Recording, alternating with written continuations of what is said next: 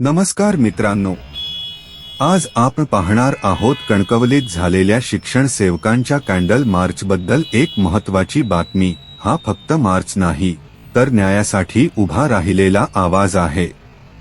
कणकवली येथे शिक्षण सेवकांनी आपल्या न्याय हक्कांसाठी कॅन्डल मार्च आयोजित केला।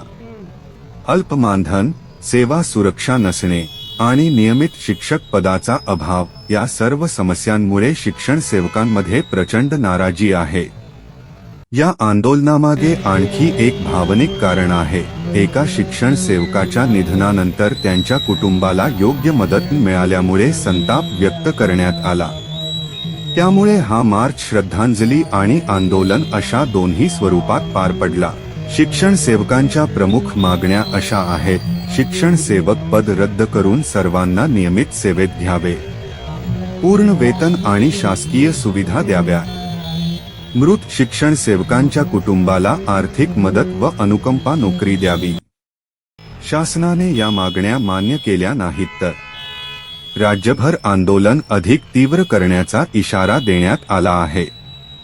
हा मुद्दा फक्त कणकवलीपुरता मर्यादित नाही, तर संपूर्ण महाराष्ट्रातील शिक्षण सेवकांच्या संघर्षाचे प्रतीक बनला आहे।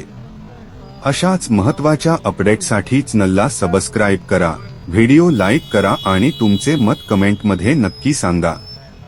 धन्यवाद।